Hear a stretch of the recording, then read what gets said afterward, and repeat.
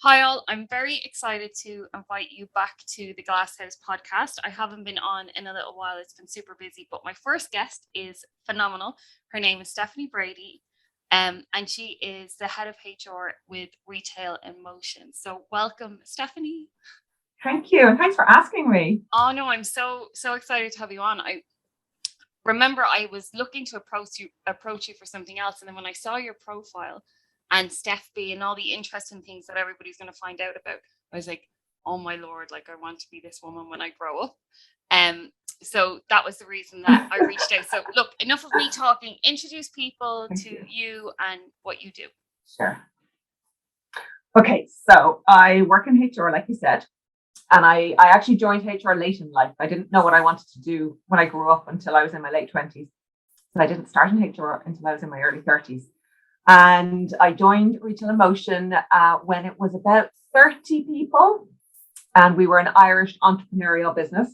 And I'd just been made redundant. So I said, I'll take a chance. Like, no big risk. If it doesn't work out, no problem. Disappear from my CV and we'll just move on. But it did work out. And I'm 8 years there. And it's been the ride of a lifetime. But also, I've learned so much about myself personally and professionally. So now the company has approximately 250 people. I say approximately because it changes like every day. We've about 55 roles we've opened and we're filling at the moment. Every time we get a big new client somewhere in the world, more roles go along with that. But also one of the reasons I love RIM and that I'm still there 8 years later is like I get growth every day. I get growth and I get fun every day. Something new, something hard, but also somewhere where I can apply mastery. So it's like a perfect combination for somebody like me who is curious-minded and likes to have a lot of fun. I can do that in my current role. So why would I leave? Why would you leave? And it's so interesting though, because and this is no offense to any heads of HR out there, but when you hear head of HR, it does sound quite and it is a serious job and it's a big job and it's all of those things. But when we spoke the last time, we spoke about job crafting, which is something that like I'm a big believer in. And as a recruiter, it might sound strange because people say, well, I love the company, but there's no growth. And I'm like, speak to them. It's a big thing to leave your job. So tell people a little bit about like how you crafted the job that you wanted to. I've actually done it a few times. The first once or twice I didn't really realize I was doing it. And then I've obviously studied since then. And I'm a professional coach now. And I'm all into, emotional intelligence and emotional agility and all that kind of stuff. So now I can see how I can help people do it because I know how to do it intentionally now. But really what I did when I was younger was I realized I was good at certain things. I made sure people saw that I was good at those things. And then human nature is that they ask you to do more of that. So I ended up doing in my old jobs. So for example, when I was in retail, before I went back to college, study at nighttime in HR, I realized that HR was my field, but I realized I had to do 5 years of study to get there. But because I was really good at the really tough human stuff, people gave me it because they didn't want to do it, right? So I ended up doing a lot of HR work before I got into HR, which helped me get my first HR role, which, led to everything. I figure what my strengths are.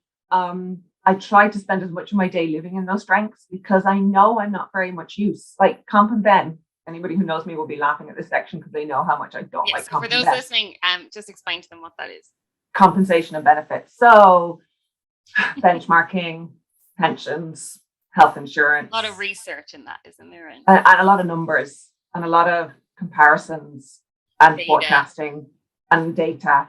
It's really not my happy place. No. And so I think if people are watching this on YouTube as opposed to listening to it on Spotify, they're going to know by your facial expression. Yeah. I don't love it. And it took me a long time to admit that because I thought I had to be good at everything.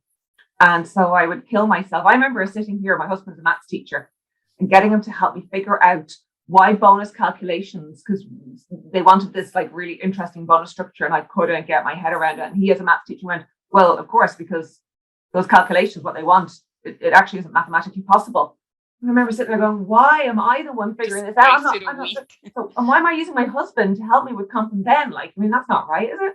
No. So yeah, anyway, I figured that I've got to find those experts in the business and learn how to collaborate with them. And that's what I'm good at, figuring out how to collaborate, how to get the best out of people, how to set a collaboration up for success, who does what and how to get that out. And that's my happy place. So it's like creating that team and like letting them play to their strengths. Like it's interesting for me. So the reason I do this podcast is because not everybody gets to speak to the people that I get to speak to. So it's like, so we all benefit from like speaking to a head of HR. So you create these teams and you went into retail inMotion, and like, I know culture is very important to you and we'll definitely come back to that. Mm-hmm. But you crafted your job. The culture of the company grew. Like it's so successful, like retail inMotion. And I know that the people, I know even previously a few people in there and they're still there, still happy out. Mm-hmm. But how do you get buy-in then? Because like employees often think that, they can go in, and I've made this mistake in toxic work cultures, that they can change the culture. Mm-hmm. Are you a firm believer that it has to come from the top down, or like, where do you sit with that? No, I suppose the way I think about everything is, firstly, it's not black and white. I don't think anything's black and white. I think we live in grey. And I think the more comfortable we get with grey, the easier it is. If we need it to be black and white, and if we need it to be very straightforward, then I think we're always going to be fighting with those concepts. So I think culture comes from everywhere. I think culture is actually who we are and how we behave. And it's a tough one, because I do a lot of work on values. The next thing I'm doing straight after this is teaching a session on values. And I've actually started doing our value sessions very differently. It used to be about educating people about what they are, why we have them, how we created them. But now actually what I'm doing is I'm teaching people what are their values, why are values important, how do you make live in a values in your values, and then how do we connect your values to the RIM values? Because then that's where that. But if I'm just teaching values, and if people don't understand what values are, well then it's just a waste of everybody's time really. And then they're sitting there going, well, I don't really see these values everywhere. Of course you don't. Values are not black and white. They're really hard. And when a company says it lives by its values, well, actually, I want to hear the stories where it didn't, because that's where you really see where we need growth, where we need better communication, where we need better processes. Is actually where we're not living our values, is the interesting stuff. So, I think values is hard. It's hard. It's hard. If you have, I know what my values are. Do I live in them all the time? God, no, because that's exhausting. But it's having those hard conversations. That's what I'm really interested in, is enabling and empowering people with the vocabulary and the freedom. And then me working with the executive lead, the top leaders, to be open to these conversations, to be open to the challenges, because values, they're not easy. And I think we really make them sound too easy. Well, what I will say is, though, obviously I work with a lot of different companies, a lot of different sizes and things like that. Some companies live by their values, and other companies use their values as a page on their website. So I think if you're doing it right, it's going to be a challenge, and it's like something that you strive towards. It's not like a place that you live, if that makes sense. Yeah. To adjust. Yeah. So it's like, okay, every day we're going to keep working towards it, and if we do hit it, we're going to have to try and do better. So that's what I would think. But for people listening, so you are head of HR, and you're doing all these different things, and it's so interesting for me, like, to see that you came from retail. And I'm going to like share your LinkedIn and let people see who you are and what you've done. But I think it was in 2019, was it, you set up your own business? She laughs. And I'm so interested in this because obviously people listening know I've set my own up, and it's like it's a lot. Tell the listeners, I suppose, what it is that you set up and how it's going. Yeah, so I set up, I guess it's a coaching company, but I don't like putting myself into like a box at any time. So anybody knows me knows that as well. I struggle with like labels. So it's coaching. I suppose where I make my money in my business is coaching, but it's more about, it's about advocating. It's about helping people find where their power's gone and take that back in whatever way we can.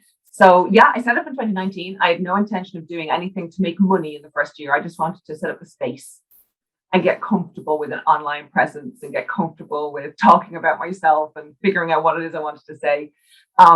And then in 2020, what are we now? Are we 2021? No, we're 2021 now. Yeah. Yeah, 2021.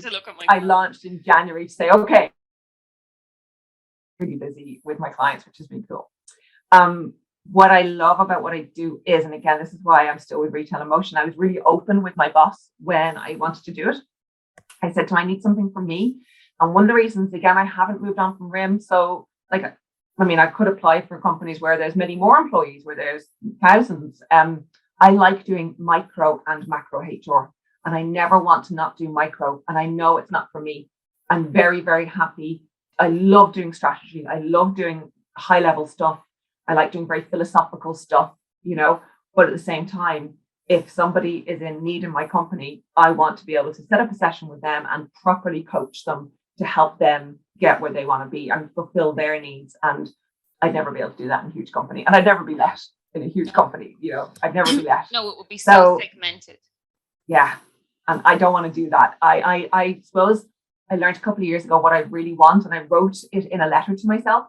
And what I wrote has come true. The way that my StephBe works with my RIM work, it's like both elevates each other. So everything I learned for StephBe, I apply in RIM, and vice versa with my clients and with how I'm doing their business. They really do. They really do. And because I'm so fulfilled and so happy, that's very helpful in the workplace to have a fulfilled, happy head of HR. Yeah. So my question then is, do you think, excuse me, I don't know if this is a difficult question, but when we talk about privilege and things, and I always feel privileged now, obviously like the last 2 years were atrocious, but I feel privileged now to be able to work and do these kind of things and speak to people like you. But do you think that people should be able to expect that, not expect it with companies, but look for more companies that, you can bring your whole self to work in? Or do you think that that's more the exception rather than the rule? Because I'm conscious that maybe if we're talking from a place of privilege that you're in a company and you get to do that, or should everyone be able to ask for something similar? That's a good question. So I suppose first of all, I was very quick to show my boss at the time how he would still get 100% of me in my hours and more. I mean, obviously the head of HR, we don't work 9 to 5 Monday to Friday, right? COVID really helped me, which I'm sorry if anybody struggled and suffered in COVID, but COVID meant I got 3 hours back every day. And that means a lot when you're doing what I'm doing for my day job and running my side business. And I'm also really good at compartmentalizing. So what I would say is if somebody wants to bring themselves to work, I love that. I mean, belonging is in our DNA in RIM. However, I want you to be full on when you're working. And some people struggle with that. I'm particularly good at compartmentalizing. So, the weekends I do StephBe. In the evenings I do a bit of Instagram, just to, keep talking, keep doing my stuff. It's my space to put things out. But during the day, I'm full on. So I'd say if you are disciplined and if you can, without being defensive, because I think as well, people get very defensive at times. And that's not helpful when you're trying to express yourself and show genuinely how things are going to work. Then I think it's very possible. When I have 2 new bosses now, so my old boss went and 2 new bosses came. And when I had my first meeting with them, I showed them all my HR strategic plans and what we do and how we add value in the business. And I said, also, by the way, you may know, because I'm very open about it, I have this side business and this is how I manage it. If you've ever got any concerns, please talk to me, because I will sort them out with you straight away. So never let a worry build up about what I'm doing or what I'm up to, address it straight away. Yeah, let's address it, because I can guarantee you I'll be able to fix that problem. And I'll be able to help you feel better. If there's anything you're worried about, I can sort that out with you. Being defensive is not helpful in a situation where you're trying to balance, 2 careers. So what advice would you give? I suppose this is, it can come under your head of HR or your coaching hat for anyone who's listening who wants to maybe ask for, it doesn't have to necessarily be a side business, but, express they want to be promoted. They want a pay rise. I advise people on this the whole time, but how would you get them to approach it? Yeah. So I would say what I've learned the last couple of years with doing all my coaching training and applying it to myself as well is I think years ago I didn't have the vocabulary. vocabulary is something I work on a lot with my clients. And it's really interesting what they tell me, after they've had, I've one lady who's finished up with me after about 6 months with me. And she's like, the vocabulary I have now, the way I have now of expressing myself is at a different level. I can say the things I want to say now in a way that's not defensive, not arrogant, not aggressive, because I have the words now. So I would say it's about finding the right words and the right way to express yourself. And you can do anything and you can ask for anything. It's having that emotional intelligence, emotional agility to understand your words and your tone, the impact they're having on the other person. It's like a chain reaction, True. So what am I doing and what's the chain reaction? And then what's their reaction going to do to me? And then what's my reaction going to do to them? And I see so many conversations around like pay rise and promotions that just go down a drain because everybody's just reacting to each other in the room. Okay, that's so Yeah. interesting.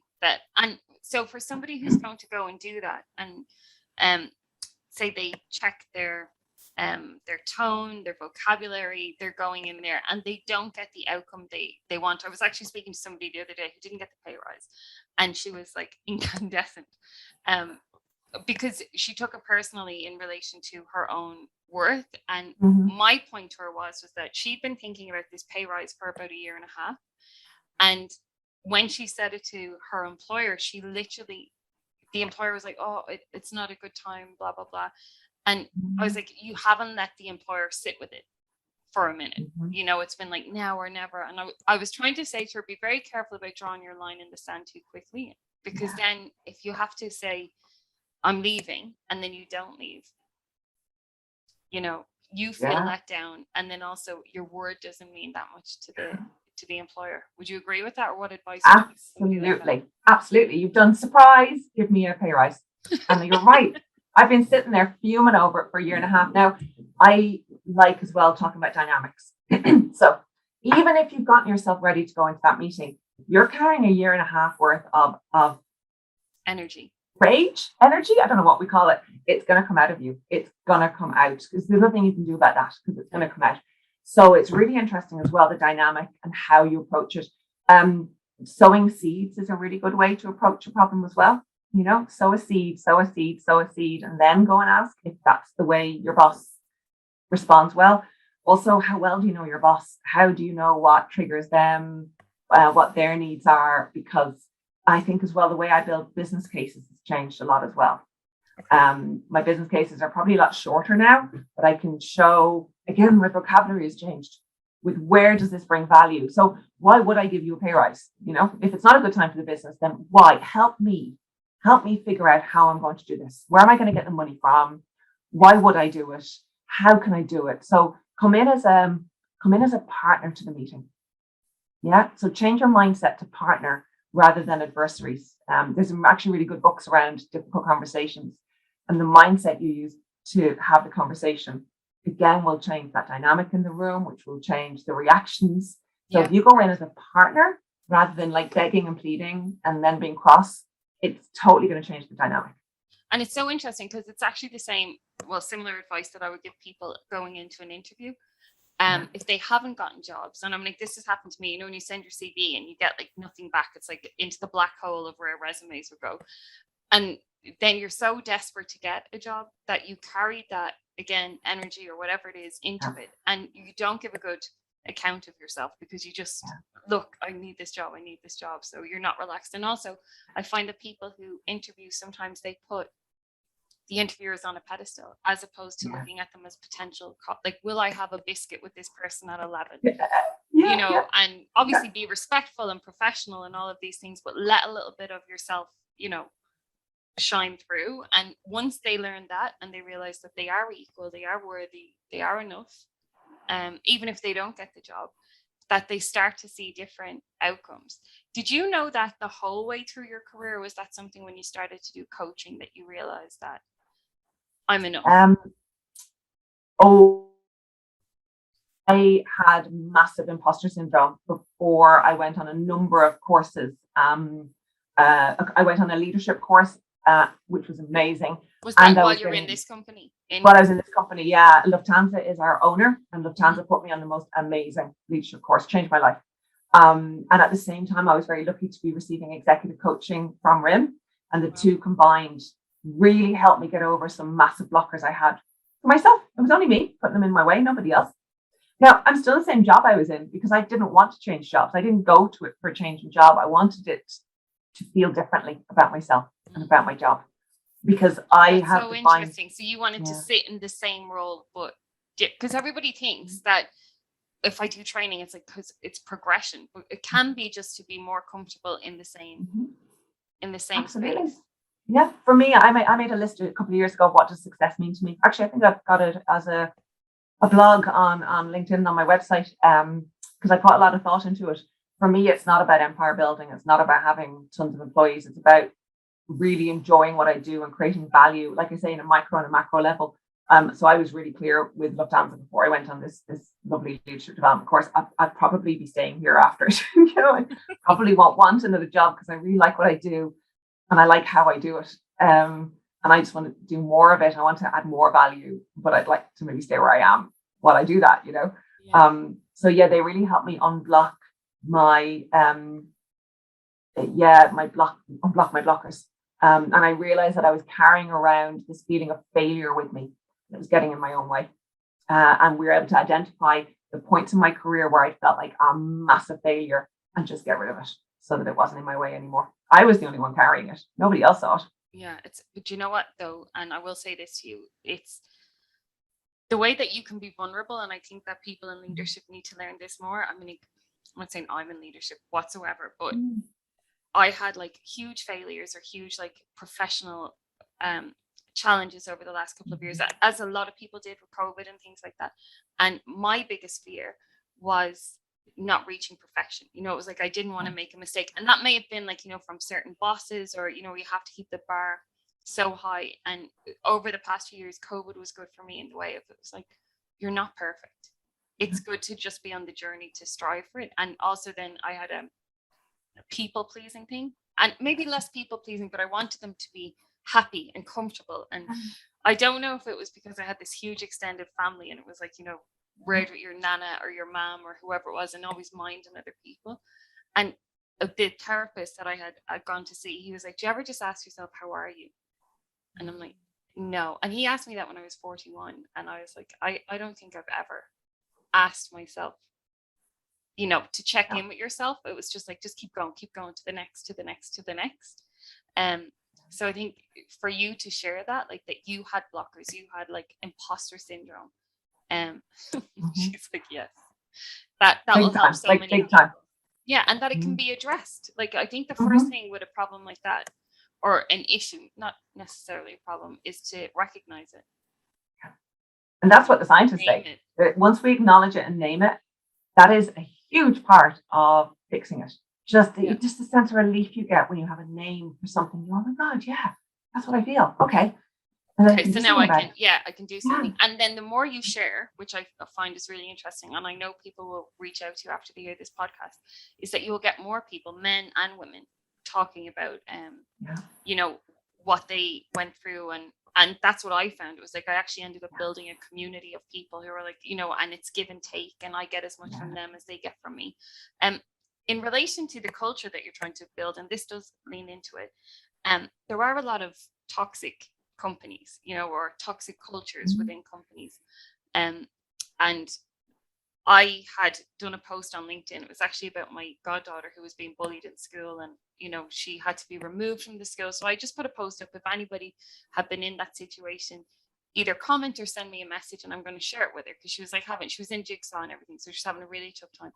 And I'd say I got about 137 private messages, and these are from people who are like VPs, CEOs, to entry level, to talking about school, to like really accomplished people who carried all of this stuff through. How do you stop the school ground or schoolyard mentality coming into? Because I know it's a lot to do with hiring, and I try and weed it out. There's a lot to do with hiring. It is a lot to do with recruitment. Yeah, I was going to say we hire sound people, like sound people, and I mean that. And like I will always, you said it earlier, I will pick the person I would go to dinner with over the overly experienced person every time. Have you heard Am I allowed to do a little swear word? Yeah. Okay. Say what you like. The asshole matrix. Have you ever heard of that? No, I've never. Oh although I my should God. have.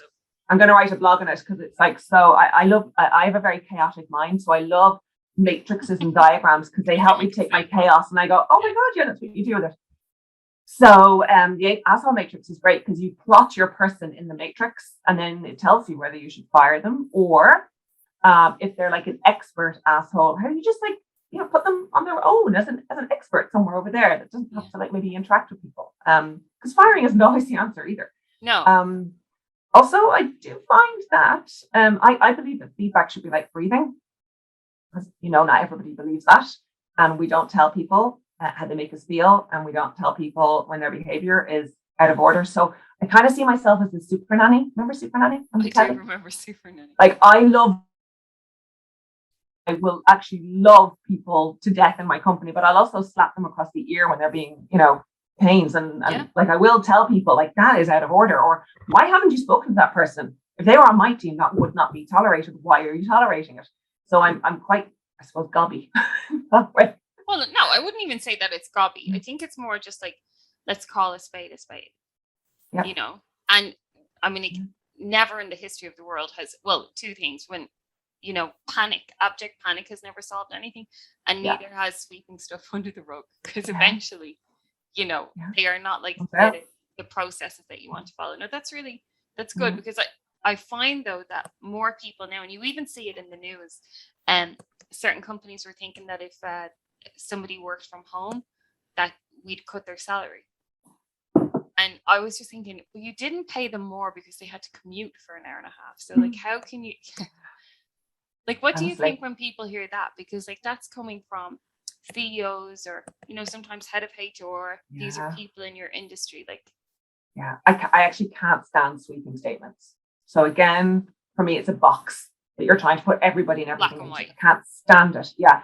So for example, everybody should do a 4-day week. I'm sorry, but I know people who would panic, like employees who would go, how will I get my work done in a 4-day week? I'll just end up working 5 days over 4 days. Like, it's not possible. It doesn't make sense. Or working the 5th day, but not getting paid. Yeah. So like, I mean, we need to think a lot harder before we make these sweeping statements about 4-day weeks. It's something that needs to evolve. It's something that you need to test and try. But I know my company would actually panic if I said, because we are too busy. We can't, I would, for me personally, it wouldn't work. For me, it wouldn't work. Yeah. It's like, it would be a disaster. Yeah. So, I mean, these sweeping statements of, Sweden, blah, blah, blah, like, okay, but again, you don't know how long it's taken for them to get there. We're not hearing about the companies it doesn't work for. We're only hearing about the companies it does work for. And it would have to be industry dependent as well, I would imagine. I mean, there's so many, again, this is what, and I don't listen to much of it if I'm honest, because it does enrage me. These sweeping statements, it makes no sense to me when somebody says, nobody works properly from home. How do you know? Like, how do you know that for a fact? That people aren't setting themselves up for success. And actually, I work better at home because I'm not distracted, because my day is compartmentalized. I structure everything. We're in the office, everybody popping into me every 2 minutes. I got nothing done, I spend the day. Also, though, I think people project. So, you judge other people by your own standards. Yeah. So if you're sitting there saying nobody's going to work well from home, well, maybe the problem is a little bit, maybe it's in your sitting room. Yeah. And I also think the problem's trust. So why don't we work on trust instead of working on, this big sweeping statement? Why don't we figure out why you don't trust people? Are you hiring people you can trust? Have you set expectations properly for success? Like, what are their derailers when they're working at home? Well, okay, how do we figure out those derailers and, put a strategy into place? Well, that's the whole thing. Just what you said there is like setting people up for success and trusting them. And that if you have that, really like unfortunately, you're miles ahead of the competition, because sometimes that's not the case. I remember, especially in recruitment, and like recruitment agencies, like for years, like across the board, recruitment agencies were going, no, you need to be in the office. We need to hear you on the phones. We need to do this. And then obviously COVID happened and business slowed. Well, I mean, it stopped really for COVID, but people were still on the phones. They were still working. They were still, they were managing. They were less stressed. They weren't being micromanaged. And, I think it changed people's expectations of what work looked like. And I know that I speak to a lot of recruiters because I do a lot in the TA space. And the idea of going back in and be told you need to do 50 business development calls per day and you need to talk to a decision manager. And it's like a recruiter is supposed, well, if you're doing it properly, you're supposed to be there to support the company. Yeah. You're not supposed to be like, tormenting them, Yeah. and any jobs. Yeah. Or The give cold calling that used to kill me. Well, it's I mean, bring 10 companies today, just 10 random companies. Okay. I know. And what I found really weird actually as well was when they were saying like cold call, and it's like companies are shutting down. Like they're trying to really keep their own staff. So for me, when I was cold calling at that time, it wasn't really cold calling. They were like, clients, but I was like, do you need me to like offer any training to your current staff as opposed to gives a fee, because it's like they're trying to pay their salaries. Is there anything that you want people to upskill on, or maybe whatever it would be, if it was like a sales company or a motor company? And I would get more people coming back to me because of that, as opposed to oh no, I need to hit my KPIs, or I need to do this. Like it's just I think it's just such an outdated way of, you're thinking of the long game. You know what I mean? By doing that, you're doing the long game, and you're also providing value to your clients rather than a sale to your clients. Well, that's it. And I don't want to be like I don't want to be like Del Boy, where it's things like here's a watch. And especially after setting up my own business, it's like I want someone who again partner with, and it's like, look, do you need help? If you do, like, shout. If you don't, when you do, I'm here, and that's like the different way of recruiting. But then in some agencies, that's not smiled upon. Like I kind of like, well, I want to kind of give them more of a holistic, approach to it. And how long were you in recruitment for? How long were you in agency? Only for 6 months. I thought it would be a great way into HR, and it was actually. And I learned about mass recruitment, which I hadn't. And actually, at the moment, if anybody's interested, we've just released a new video today in RIM about our candidate experience, because it did really help me. I guess the thing that I brought to RIM that I was most experienced at was the recruitment, the employer branding, candidate experience, onboarding, because I did that as a recruiter, then I did that in retail for years in my HR role, So it's something we were good at quicker than the other parts of HR. Yeah. Well, I mean, there's always going to be one area that's that was kind of the easy fruit for me. I joined RIM and they said we need to hire 100 people over the next year, and it was just me. I was like, oh, okay, right. So I need to figure this out. It's not just, I need to get, people didn't even know who we were. We were like complete unknown. So so it was bigger than just the hiring 100 people. It was because then they say, can we see the website? And you're like, there is no website. I know, it's like there's nothing. There's me. Yeah. But now we have it all now, because we've got really, really cool people. And the video, like for example, we've got in-house graphic designers, we've got an in-house video guy, an expert, because we believed in having those type of people in-house so that we could get creative and content driven. And it's working. So it's really cool to work with these people. I love working with creative people. Yeah. And do you know what I think is so interesting as well? In relation to the type of company that you're in, is that you have like the creatives, and then you have the financials, and then you have the legals, and it's like it's a good blend of people in there, as opposed to say just like in a marketing agency or in a bank, or like in companies like that they have. You get it a lot in aircraft leasing companies as well. Yeah, there's so many different departments that it's like we do have everything actually.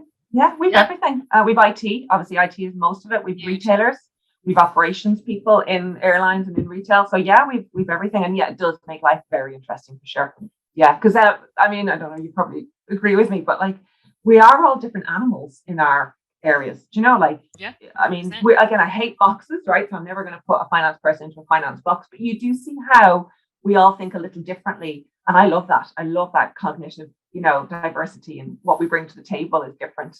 And I love being able to embrace it's the whole diversity of thought. So I do a lot, like Mosaic Consultancy is about diversity. So I'd work with like people say with intellectual disabilities or like neurodiversity, not just like but then also like whether it's LGBT community, transgender, race, religion, all of them. And I find that like neurodiversity is really overlooked. That if you think about it, that the more diverse your team is, and I'd be interested to see what like you think about it. The more diverse your team is, it's like having a lookout on different sides of a castle. If you know what I mean. So if the castle, castle's the business, and it's like they all have a different perspective. So they can see what's coming, they can see opportunities, they can see threats. And if it's just you, and if you just hire people who look like you, or as you said earlier, think like you, you don't want to be doing comps and bends, wasted in it. That if you get those people who are different, all it does is like I think it strengthens your team.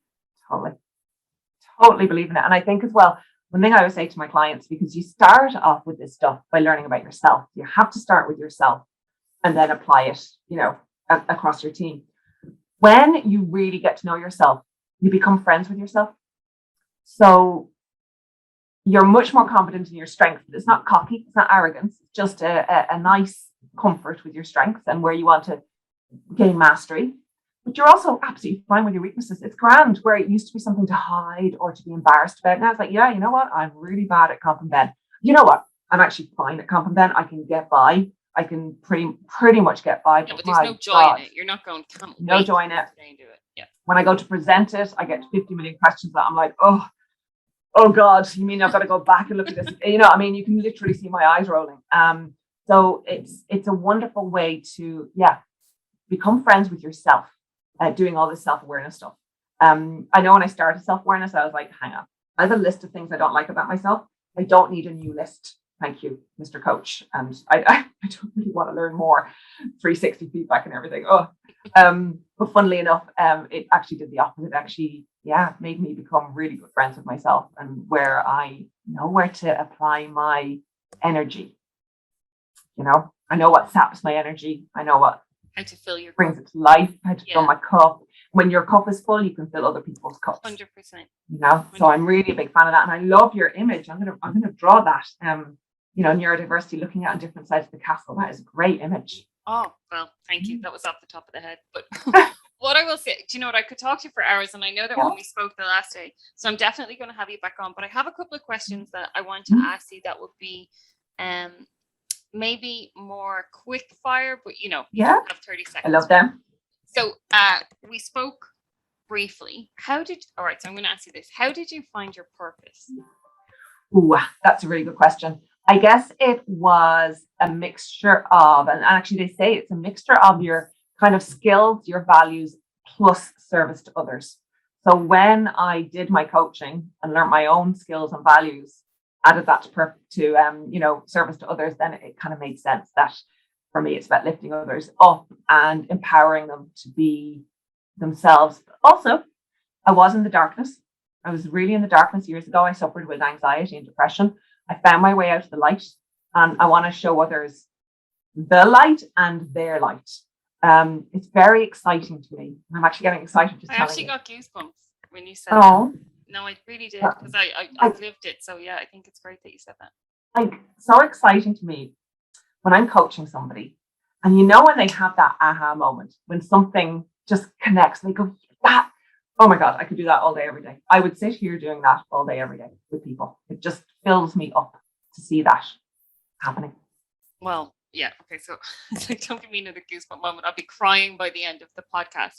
Okay. So that's how you find your purpose. And that's actually really good that say that again. What were the three things combined? So tends to be your skills or your strengths. So again, a coach will do those exercises with you. It's really hard. If I said to you, name your top 5 strengths, you'd be like, oh my God, there's exercises where we can actually figure them out and then find out if they're true for you, and then go find the factual, validation, right? So we figure them out, and then you go validate, and you actually that is what I'm known for, but I didn't know I was known for that. Your values and plus service to others. Okay, love it. I'm going to do so that tends to be your purpose. Yeah. See me now I'll be changing my LinkedIn job title. I've decided to go and do something completely different, right? So I cover purpose. Do you think, sorry, I have like 20 questions here that I want to get through for the quick fire lounge. Let's do part 2. We definitely will do a part time. So in relation to your biggest mistake, what was the biggest, well, not mistake, I won't say that, let me rephrase it, lesson What was? Oh my God, so many. Actually, I wouldn't even have time to tell you, because I think all the stuff I've learned about myself and what I do, I learned by doing it wrong, or learned by not being in my values. Also, a people pleaser. You know, when I look at saboteurs, because there's a lovely saboteur test you can do too. People pleaser is my top one, which is no shocker. And when you get stressed, you tend to go back into your saboteurs even more. So I wasn't true to myself. I didn't speak my voice loud enough. I didn't stick with what I really believed in. I was too easily swayed. There's so many mistakes I've made. I would also think that you named it. Sorry, just because what you said there is like really relevant. Do you think then that the first step on not resolving them but working on those was naming them or recognizing what they were? Definitely. I'm very, very, very hard on myself. I have been since I was a child. I'm still figuring that out as to why that is, because my parents weren't hard on me. So they're even like, I don't know why you do this to yourself, Steph. But that's nature. I don't know either. Nurture. That's like a whole, that can be in you, you know? Yeah. But it does hold me back. It holds me back. I spend far too long worrying about what people think of me than actually just going and doing it. And as I get older, and as I get wiser, I do spend less time in that space. And it's nice not to be there. Nice. It's very freeing. So yeah, I guess I made a lot of mistakes. I was in the wrong jobs, and now because it didn't fit your skills or your values, you were in the wrong place. But I was beating myself up instead of just saying, let's go, you know? Yeah. And it's instead of seeing it as a redirection. Yeah. You know, when something goes wrong or you're not, you know, you lose something. Because I think that's what I had to learn over the last year. When something was taken from me, it was my ego wanting to grab it back, saying, oh no, what is that saying? Anything you chase in life runs away. And it's like, when you try too hard to get something, instead of just going, maybe it's just not for me. And once I realized that, I was like, you know, the shoulders drop, the jaw relaxes. It was like, all right, well, there was literally nothing I could have done about that. Like, what can I put my effort into? And, you know, well, you've been a delight. With you. There's something wrong with your plan. And that's a new one for me. I love that one. There wasn't something, because I always think there's something wrong with me. And it's like, no, Steph, something wrong with your plan. Just get a new plan. You know, you're grand. You're grand. You're working on yourself. You're working on yourself more than most people do. You're grand. So, you know, give yourself a break and just change your plan. And that was quite a freeing one for me as well. I love it. Honestly, you've just given so much free jewelry here today. It's like I'm going to be thinking about it for a week. I can't wait to share this podcast, and I definitely want to get you back on. But what I'm going to do, because I know everybody's going to be messaging me once they hear it, and they say, I want to know more about this. So what we might do is a question and answers. So people send stuff in, and if they have questions for you, we could do that. But thank you so much for coming. I love that so much. That sounds great. Thank you for having me. Great questions. Why, thank you. Great guest.